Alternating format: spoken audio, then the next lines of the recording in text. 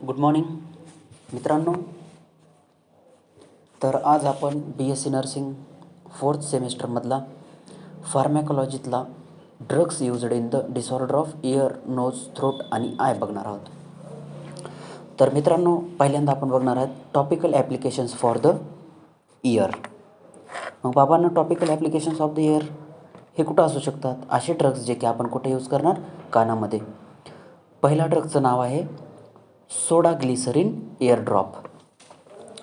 तर बघा ऐका, it is also known as glycerol soda bicarb glycerine. त्यालाच आपण काय म्हणू शकतो? Glyceryl soda bicarb glycerine. It is used in the ear infection to soften the dry wax.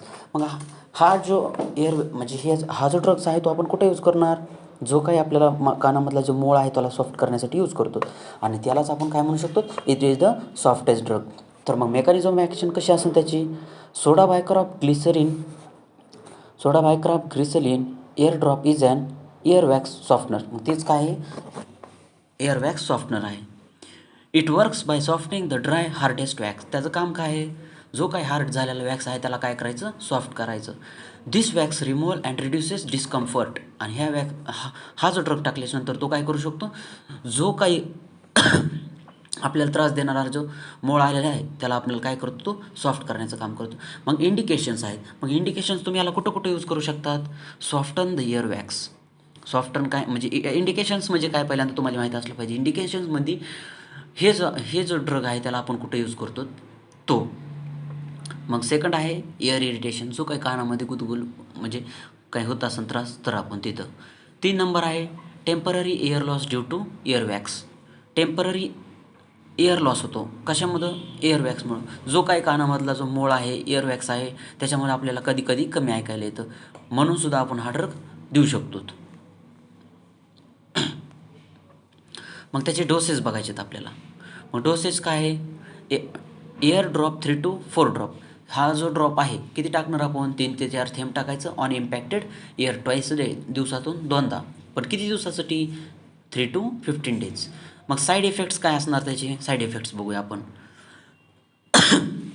First आहे ear irritation of the ear, stinging, गुंग आवाज येतो असा कानामध्ये, burning sensation in the ear, arrhythmia, skin redness, जो काही skin वगैरे आहे ती काय होती? रेड होती. ड्रायनेस इन द इयर, कान कसा होतो? कोरडा पडण्यास काय कारण होतं. रॅशेस इन द इयर, काही रॅशेससुद्धा फॉर्म्स होण्याचे चान्सेस असतात. मग काय आहे? नर्सिंग कन्सिडरेशन्समध्ये काय असू शकतं? फॉर एक्झाम्पल की नर्सिंग रिस्पॉन्सिबिलिटी, नर्सिंग इम्प्लिकेशन्स, जे की काय करतं? नर्सिंगचं जे काही काम आहे त्याला काय म्हणायचं आपल्याला? Nursing roles and responsibilities and also it is also known as the nursing considerations. So first of all काय दिलेलं आहे बघा आपण त्याच्यामध्ये? Instruct the patient to clean the hands before giving the ear drop. मग आपल्याला काय करावं लागेल? हा जेव्हा आपण ड्रग देणार आहेत तेव्हा काय केलं पाहिजे? आपण आपले हात स्वच्छ धुले पाहिजेत. सेकंड काय आहे? Keep the medication in the cool and dry dark place. हा जो मेडिकेशन आहे आपण कुठं ठेवला पाहिजे? डार्क आणि ड्राय प्लेसवर ठेवला पाहिजे. कधी पण बघा तुम्ही तुमच्या घरी जर कधी असा जर प्रकारचा ड्रग जर आणला असेल तर आपल्याला त्या बॉक्सवर वाचून म्हणजे त्या ड्रॉपवर वाचून ठेवा की काय लिहिलेलं असते? Keep the medication in cool and dry place. 3 नंबरला काय दिलेलं आहे? Teach the patient how to instil the ear drop. मग ते तर काय आहे? पेशंटला आपण शिकवलं पाहिजे की कशा प्रकारे आपण हे जे थेंब आहेत ते टाकायचे. फोर्थ काय आहे? After irritation of air drops patient should be lie and unaffected side for the few minutes. तर मग आपल्याला काय आहे? कधी कधी जर पेशंटला जर काही साईड इफेक्ट जर अराईज झाले असतील तर आपण त्याला काय करायचं?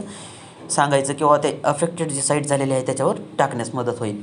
5th नंबर काय आहे? Inform the patient to stop the medication and report immediately in case of the side effect.